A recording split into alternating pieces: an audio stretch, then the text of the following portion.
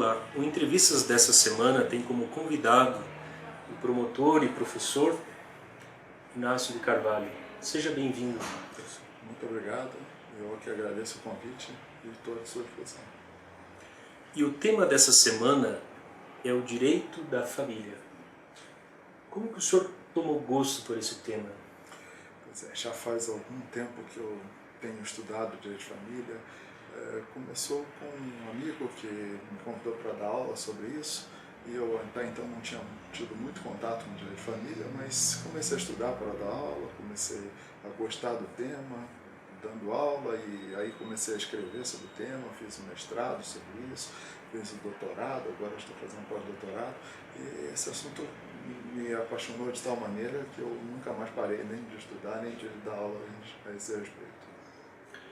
Em geral, professor, os seus alunos tomam gosto especialmente pelo direito da família ou não é a menina dos olhos, digamos assim, do povo? Essa é uma matéria que tem despertado o interesse de quase todos os alunos. É muito comum as pessoas terem alguma questão de direito de família mesmo antes de entrar na faculdade. Então todo mundo tem algum problema relacionado com o direito de família na sua casa, na sua família. Então sempre desperta bastante interesse essa matéria. E assim, é um mercado promissor dentro do direito ou a gente não poderia usar esse termo mercado?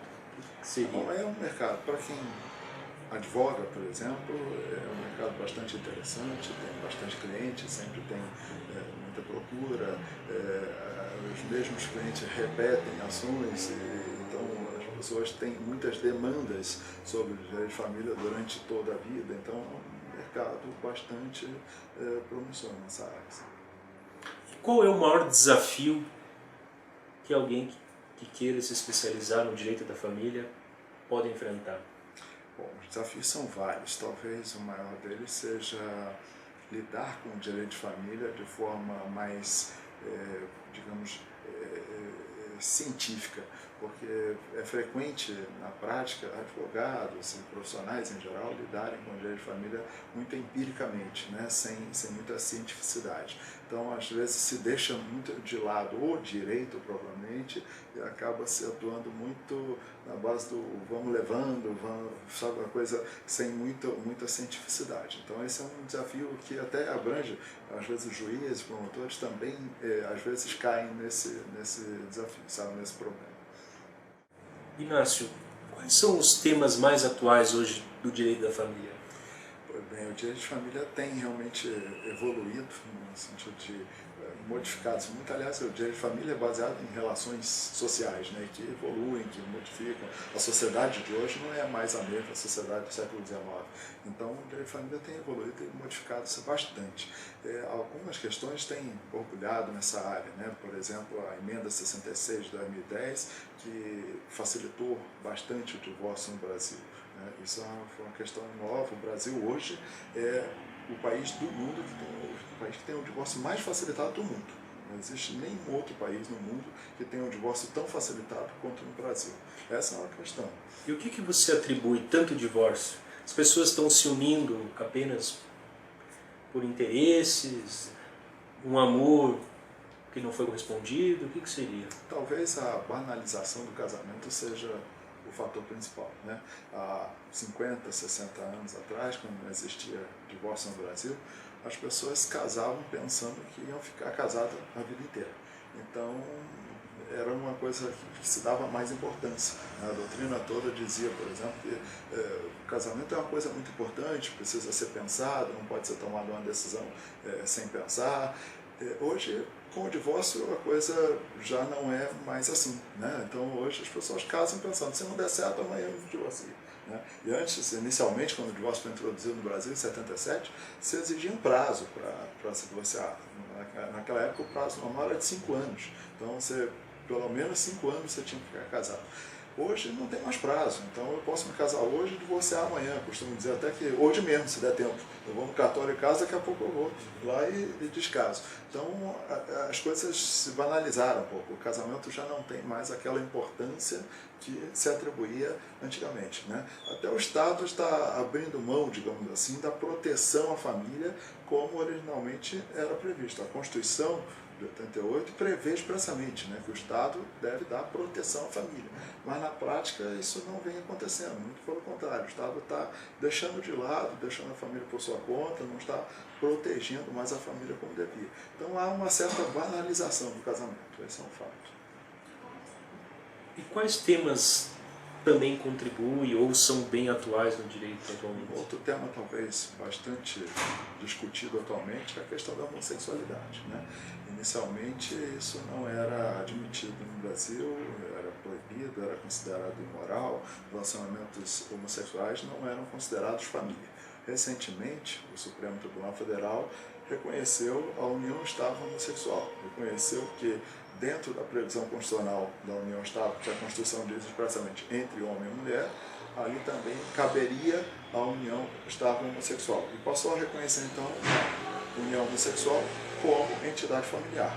Isso traz uma série de consequências, né? Pense, por exemplo, na questão previdenciária, né? Se isso é uma instituição familiar, então vai conceder direitos previdenciários. Se um dos companheiros homossexuais falece, o outro tem direito à pensão previdenciária daquele. A nossa previdência já está quebrada, né? E essas situações podem acabar gerando um déficit ainda maior no âmbito da previdência. Traz uma série de outras consequências, por exemplo, o direito sucessório, né? A sucessão legítima é reconhecida somente na família e no casamento.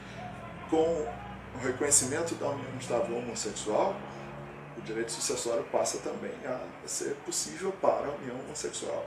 E assim vai, uma série de consequências como a adoção, por exemplo, a permissão para a adoção entre casais homossexuais, uma prática hoje já relativamente comum, o judiciário já vinha autorizando antes e agora, sem maiores dificuldades, tem autorizado a adoção entre homossexuais. Ainda não se sabe quais vão ser as consequências para os adotados, né, dessa nova configuração da família, em que uma criança vai ter referência não mais de pai e mãe, como sempre teve, mas agora de dois pais ou duas mães, ou como queiram chamar. Então é tudo uma incógnita, né? A gente ainda não sabe como isso vai efetivamente influir na formação dessas crianças, né? E assim vai, é uma série de consequências complicadas nesse reconhecimento. Muitas pessoas hoje falam do relacionamento a três. Isso é possível juridicamente? É outra questão que tem sido bastante debatida, é uma questão bastante nova no direito. Eu diria que a monogamia sempre foi um princípio constitucional, sempre se teve isso tranquilamente, né? Uniões familiares sempre entre casais, jamais com terceiras pessoas. Mas hoje em dia tem se questionado isso. Tem até uma tese recente de um professor da Federal, tese de doutorado, em que ele discute essa questão da monogamia como princípio fundante do direito de família, colocando a sua superação, né? Então há quem defenda atualmente que é possível união a três pessoas, seja dois homens e uma mulher, duas mulheres e um homem, ou até poderíamos pensar em pessoas homossexuais nesse meio. Então é uma questão nova que ainda não tem uma solução legal, a lei não trata disso, obviamente, mas já está começando a ser reconhecida na justiça, né? Eu já vi um caso em que uma decisão judicial obrigou o cartório a registrar uma união estável entre três pessoas, né? É muito cedo ainda para dizer se isso vai vingar, se isso realmente vai prevalecer, mas é uma novidade, é uma coisa que tem se colocado como nova no direito de família. Você é promotor de justiça. O que o promotor de justiça faz? Porque muita gente fala, promotor de justiça, o que ele faz? Bom, há uma série de funções do Ministério Público, né? O Ministério Público atua basicamente na defesa da sociedade, né? Em todas as áreas, né? Principalmente judicialmente, mas também extrajudicialmente, né? Então atua junto ao judiciário para fazer valer os direitos das pessoas. no geral. No âmbito do direito de família, a atuação do Ministério Público é extensa, muito extensa. Então, por exemplo, o Ministério Público propõe ação de investigação de paternidade em favor de crianças que não têm os pais registrados, por exemplo. O Ministério Público tem legitimação para a procuração de alimentos em favor de crianças necessitadas. E assim vai. O Ministério Público atua em todas as ações, ou deve atuar em todas as ações referentes à vara de família, porque todas dizem respeito ao estado das pessoas. Então, o Ministério Público está sempre ao lado do juiz, buscando proteger a pessoa necessitada, a pessoa que precisa de uma atuação do Estado em seu favor. E o que é preciso fazer para ser um promotor de justiça? Fazer um concurso público, tem que ser formado em Direito, agora com prazo de 3 anos de formado, tem que submeter um concurso público, né, que abre frequentemente, e ser aprovado em todas as etapas. São várias as etapas nesse concurso, um concurso de provas e títulos, né, e a pessoa então aprovada em todas as etapas do concurso está então apta para ser nomeada promotor de justiça. E na hierarquia, assim, promotor de justiça ele pode ascender a algum outro tipo de função na área do direito? Na carreira do Ministério Público, prevê a ascensão a procurador de justiça ao final da carreira. O ápice da carreira é o procurador de justiça. Isso falando em Ministério Público Estadual. No Ministério Público Federal é semelhante, mas com outra denominação. No Ministério Público Federal, o procurador da República equivale ao promotor de justiça, né? Mas no Ministério Público Estadual, então, o promotor de justiça, ao final da carreira, vai ascender ao cargo de procurador de justiça. Além disso, pode eventualmente ser nomeado desembargador, né, com base em escolha, porque a Constituição prevê que 1/5 dos tribunais é formado por membros do Ministério Público e advogados, então essa parte, 1/5 dos tribunais, vai ser vinda de promotores de justiça e de advogados. Então, eventualmente, mas aí já não propriamente como uma simples promoção, né, mas por nomeação, o promotor pode vir a ascender até ao Tribunal de Justiça ou ao STJ, por exemplo. Em média, são quantas vagas por estado? Tem um número assim? É muito relativo, sabe? Conforme vai abrindo, aposentando, morrendo... É um cargo praticamente vitalício, sim. É um cargo vitalício, né? Com a aposentadoria... Por ser concurso, mas eu digo mais pela função mesmo, sabe? Então, assim, tem concurso que abrem 10, 20, 30 vagas. No meu ver, nós fomos 32 aprovados, outros mais, alguns menos. Então, é muito relativo isso. Varia muito de concurso para concurso. Se alguém quiser fazer contato com você até para debater esse tema do direito da família, como que pode fazer? Eu estou à disposição, seja pelo meu e-mail pessoal, inaciocarvalho@inaciocarvalho.com.br, ou pela minha página no Facebook. Tenho sempre várias pessoas interessadas em discutir, na minha página Inácio Carvalho Neto. Eu também fico à disposição das pessoas. Então, muito obrigado pela sua entrevista. Eu que agradeço e continuo à sua disposição.